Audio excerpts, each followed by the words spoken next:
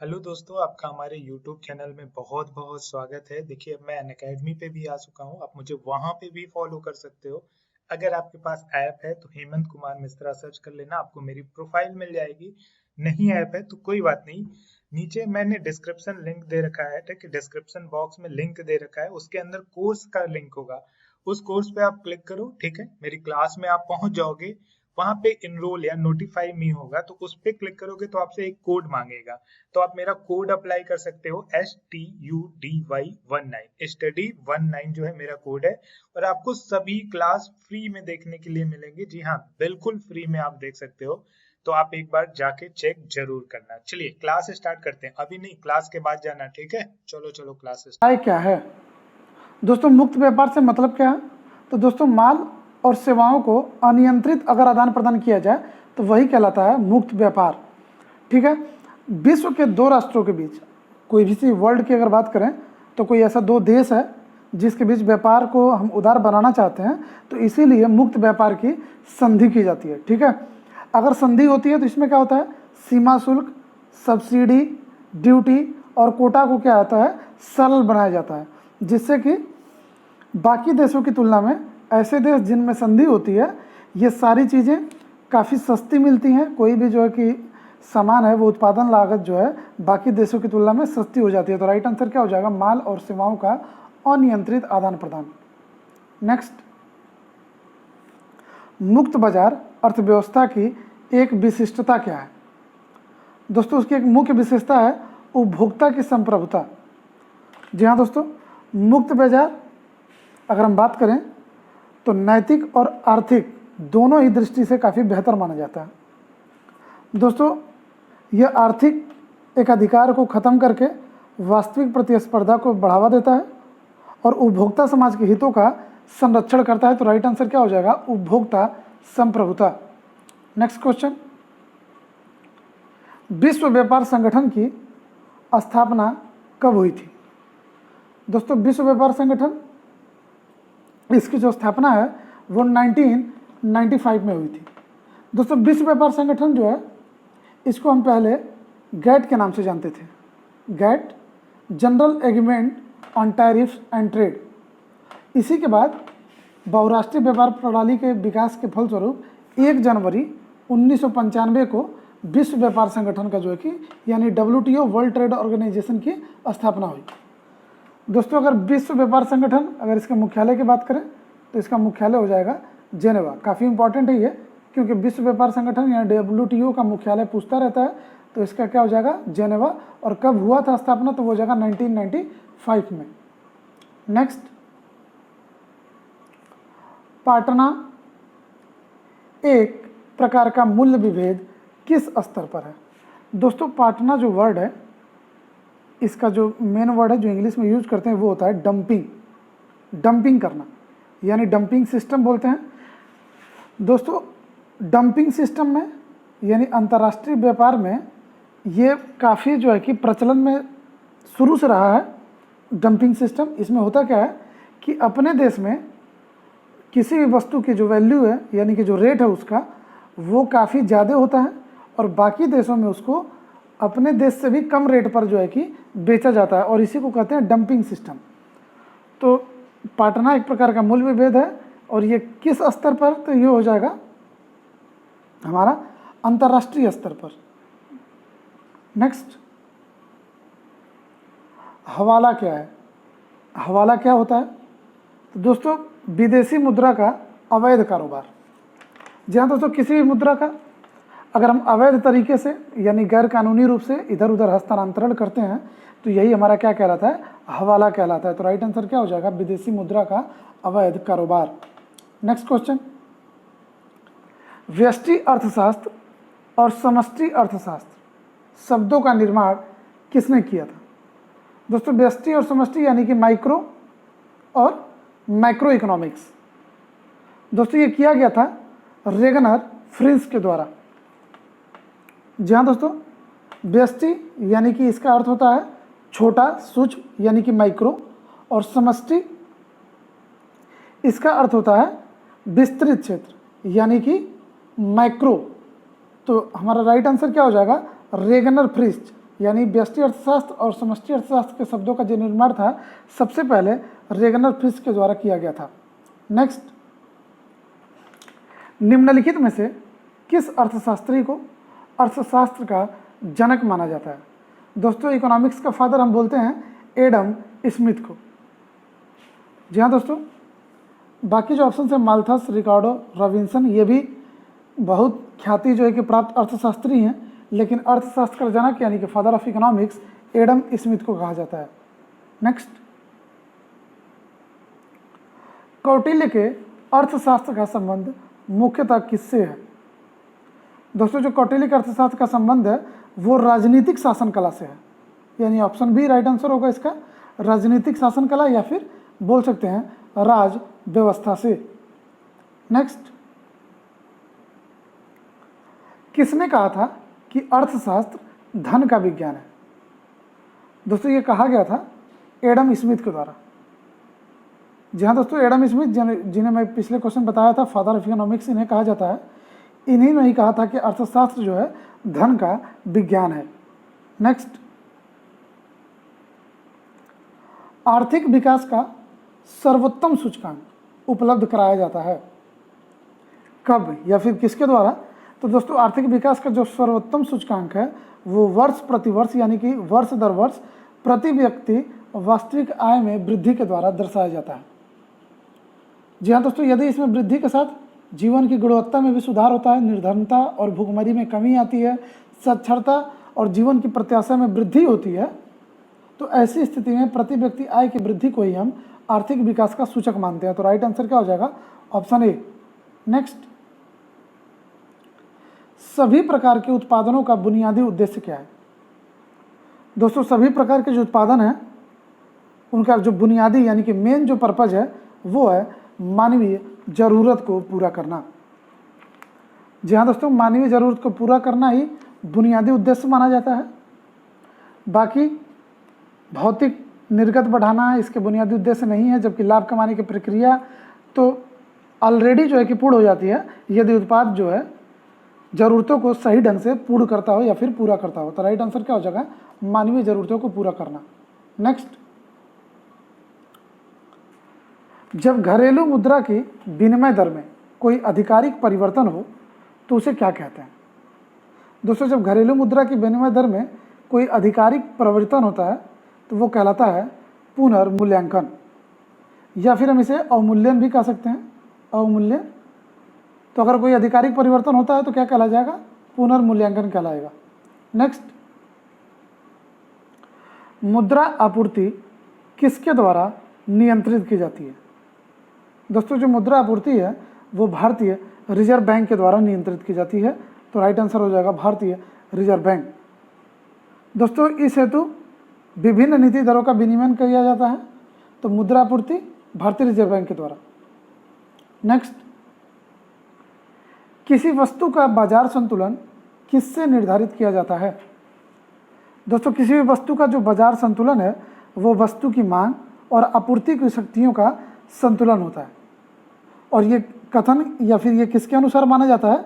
तो ये माना जाता है मार्शल के अनुसार। मार्शल के अनुसार किसी वस्तु के बाजार संतुलन का निर्धारण उस वस्तु की मांग और पूर्ति की शक्तियों के द्वारा होता है। नेक्स्ट, वह पदार्थ कौन सा है जिसके लिए भारत आयात पर सर्वाधिक राशि खर्च करता है? दोस्तों, भारत सरकार के द्वारा आयात पर जो सर्वाधिक राशि खर्च की जाती है वो कच्चे पेट्रोलियम पे की जाती है। ठीक है, कच्चे पेट्रोलियम पे की जाती है, और कितना? तो वो लगभग 22.6%। तो राइट आंसर क्या हो जाएगा? कच्चा पेट्रोलियम। नेक्स्ट क्वेश्चन, पहली राष्ट्रीय आय समिति का गठन कब किया गया था? दोस्तों, पहली जो राष्ट्रीय आय समिति है इसका गठन 1949 में किया गया था, 1949 में। और किसके अध्यक्षता में? तो वो हो जाएगा पीसी महालनोबिस की अध्यक्षता में। क्वेश्चन आता है पहला राष्ट्रीय आय समिति जो गठित हुआ था किसकी अध्यक्षता में हुआ था? तो वो हो जाएगा पीसी महालनोबिस की अध्यक्षता में। और इसमें और भी सदस्य थे, जो इसमें प्रोफेसर D.R. गाडगिल और प्रोफेसर B.K.R.B. राव थे। ठीक है, तो पहली राष्ट्रीय आय समिति का गठन 1949 में किसकी अध्यक्षता में? तो हो जाएगा पीसी महालनोबिस की अध्यक्षता में। नेक्स्ट, निम्नलिखित में से कौन सा राष्ट्रीय आय के मापन की विधि नहीं है? दोस्तों, मूल्यवर्धित विधि यह राष्ट्रीय आय के मापन की विधि है। आय विधि से भी हम राष्ट्रीय आय को मापते हैं और व्यय विधि से भी। इसमें जो निवेश विधि है यह राष्ट्रीय आय के मापन की विधि नहीं है। तो राइट आंसर क्या हो जाएगा? निवेश विधि, ऑप्शन सी। नेक्स्ट, भारत की राष्ट्रीय आय में सर्वाधिक योगदान निम्नलिखित में से कौन सा क्षेत्र करता है?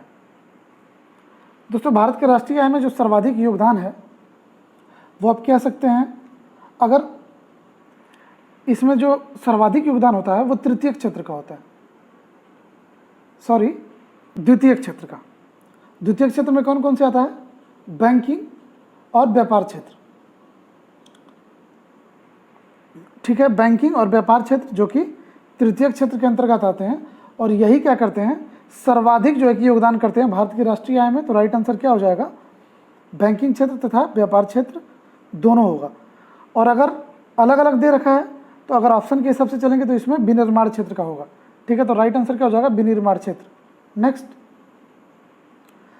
प्रतिस्पर्धी माल के आयात पर प्रतिबंध लगाते हुए घरेलू उद्योगों को प्रोत्साहित करने की नीति को क्या कहा जाता है? दोस्तों, प्रतिस्पर्धी माल के आयात पर प्रतिबंध लगाते हुए घरेलू उद्योगों को प्रोत्साहित करने के लिए जो नीति अपनाई जाती है वो कहलाती है संरक्षण नीति। जी हाँ दोस्तों, संरक्षणवाद वह आर्थिक नीति है जिसका अर्थ होता है विभिन्न देशों के बीच व्यापार निरोधक लगाना। और ये कैसे कर सकते हैं? जो भी वस्तुएं इंपोर्ट होती हैं उन पर शुल्क लगा सकते हैं, प्रतिबंध लगा सकते हैं, और बहुत से ऐसे सरकारी नियम होते हैं जिनको आप उस पर जो है कि इम्पोज कर सकते हैं। तो राइट आंसर क्या हो जाएगा? संरक्षण नीति। निष्कासित धुएं में कौन सी जहरीली गैस होती है? दोस्तों, कार के निष्कासित धुएं में जनरली कोबाल्ट, लेड व सल्फर डाइऑक्साइड होती है, और इनमें जो कोबाल्ट होता है वो सबसे अधिक जहरीली होती है। तो राइट आंसर क्या हो जाएगा? ऑप्शन ए, यानी कि कोबाल्ट। नेक्स्ट, नैप्थलीन का मुख्य सोर्स क्या है? दोस्तों, नैप्थलीन का मुख्य जो स्रोत है वो है हमारा कोलतार। तो राइट आंसर क्या हो जाएगा? Option A, कोलतार। नेक्स्ट, उत्प्रेरक ऐसा पदार्थ है जो रासायनिक प्रतिक्रिया की दर को क्या कर देगा? तो दोस्तों, उत्प्रेरक हमेशा जो है कि रासायनिक प्रतिक्रिया का दर को बढ़ाता है। जी हाँ दोस्तों, रासायनिक अभिक्रिया का दर को बढ़ाने का काम करता है उत्प्रेरक। और जब भी किसी रासायनिक अभिक्रिया की गति किसी पदार्थ की उपस्थिति में बढ़ जाती है तो यही उत्प्रेरण कहलाता है। तो राइट आंसर क्या हो जाएगा? बढ़ जाता है। नेक्स्ट, आंसू गैस का घटक क्या है? दोस्तों, आंसू गैस का जो घटक है वो है क्लोरोपिक्रीन। जी हाँ दोस्तों, क्लोरोपिक्रीन ही आंसू गैस है। दोस्तों, आंसू गैस एक हथियार के रूप में प्रयोग किया जा सकता है। दोस्तों, क्लोरोपिक्रीन एक जहरीला रसायन है जिसका रासायनिक सूत्र की अगर हम बात करें तो वो हो जाएगा CCl3NO2, CCl3NO2। तो आंसू गैस का घटक तो वो हो जाएगा क्लोरोपिक्रीन। नेक्स्ट, कैंसर के उपचार के लिए उत्कृष्ट गैस कौन सी है? दोस्तों, कैंसर के उपचार में यूज करते हैं रेडॉन का। जी हाँ दोस्तों, रेडॉन जो कि एक रेडियो सक्रिय तत्व है, इसका उपयोग हम रेडियोथेरेपी के रूप में कैंसर रोग के इलाज में करते हैं। तो राइट आंसर क्या हो जाएगा? रेडॉन। नेक्स्ट, कहा जाता है कि ताजमहल मार्बल कैंसर से ग्रस्त हो रहा है। यह मार्बल कैंसर है क्या? दोस्तों, अम्लीय वर्षा जो मार्बल का क्षरण करती है उसी को जनरली मार्बल कैंसर कहते हैं। तो दोस्तों, ताजमहल मार्बल कैंसर का कारण अम्लीय वर्षा है, और इसमें जो है कि हमारे संगमरमर का जो रंग है वो पीला पड़ता जा रहा है। तो राइट आंसर क्या होगा? ताजमहल मार्बल कैंसर क्या है? तो वो हो जाएगा अम्लीय वर्षा। नेक्स्ट, औषधियों में स्वापक यानी कि एनेस्थीसिया के रूप में यौगिकों के किस युगल का प्रयोग किया जाता है? दोस्तों, इसमें यूज करते हैं नाइट्रस ऑक्साइड और क्लोरोफॉर्म का। जी हाँ दोस्तों, नाइट्रस ऑक्साइड और क्लोरोफॉर्म का यूज एनेस्थीसिया के रूप में किया जाता है। तो राइट आंसर हो जाएगा ऑप्शन ए। नेक्स्ट, गोबर गैस का प्रमुख घटक क्या है? दोस्तों गोबर गैस का प्रमुख घटक है मीथेन। जी हाँ दोस्तों, गोबर गैस एक जैव द्रव्यमान है जैसे बायोमास। अगर एग्जाम्पल की बात करें, गोबर मलमूत्र आदि के सड़ने से जो उत्पन्न होती है वही गोबर गैस बनती है। और इसके निर्माण के लिए हम एक बड़े गड्ढे में टैंक टाइप का बना देते हैं और उसमें सारे पदार्थ ये जो बताएं हमने, गोबर मलमूत्र वगैरह, इनको भरकर बंद वातावरण में इन्हें हम सड़ने देते हैं और जिससे कुछ दिनों में ही गोबर गैस बन के तैयार हो जाता है। और जिसका मुख्य जो अवयव होता है वो क्या होता है? मेथेन होता है। तो राइट आंसर क्या हो जाएगा? Option C, methane. Next, zinc phosphide का आमतौर पर प्रयोग किया जाता है किस रूप में? दोस्तों जिंक फास्फाइड का आमतौर पर हम कृतंकनाशी के रूप में प्रयोग करते हैं। जी हाँ दोस्तों, कृतंकनाशी यानी रोडेंटिक साइड के रूप में प्रयोग किया जाता है। नेक्स्ट, ग्रीन हाउस इफेक्ट क्या है, यानी ग्रीन हाउस इफेक्ट का क्या अभिप्राय है? तो दोस्तों वो हो जाएगा, green house effect carbon dioxide गैसों के कारण सौर ऊर्जा का संग्रह है। जी हाँ दोस्तों, ग्रीन हाउस प्रभाव पृथ्वी के तापमान में जो आजकल बढ़ोतरी हो रही है, जिसकी वजह से जल में कणों, कार्बन डाइऑक्साइड, नाइट्रस ऑक्साइड और मीथेन जैसी गैसों का स्तर बढ़ने के कारण जो है कि सूर्य की गर्मी को अवशोषित करती है और जो है कि वातावरण को गर्म करती है। तो ग्रीन हाउस इफेक्ट क्या है? तो वो कार्बन डाइऑक्साइड गैसों के कारण सौर ऊर्जा का जो संग्रह है, यही ग्रीन हाउस इफेक्ट है। नेक्स्ट, ओजोन परत का अवक्षय मुख्यतः किस कारण से होता है? दोस्तों ओजोन परत का जो अवक्षय है या फिर क्षय है, आप कह सकते हैं, वो क्लोरोफ्लोरोकार्बन के कारण होता है। जी हाँ दोस्तों, इसका जो क्षय है वो हैलोजन जनित गैसों के कारण होता है, हैलोजनेटेड गैसेस जो होती हैं। और इसमें कौन कौन सी आती हैं? तो इसमें क्लोरोफ्लोरोकार्बन, हेलेंस, नाइट्रोजन ऑक्साइड मुख्य रूप से होती हैं। तो ओजोन का सर्वाधिक विनाश तो वो हो जाएगा क्लोरोफ्लोरोकार्बन की वजह से होता है। नेक्स्ट, वायुमंडल में कौन सी गैस पराबैंगनी किरणों का अवशोषण कर लेती है?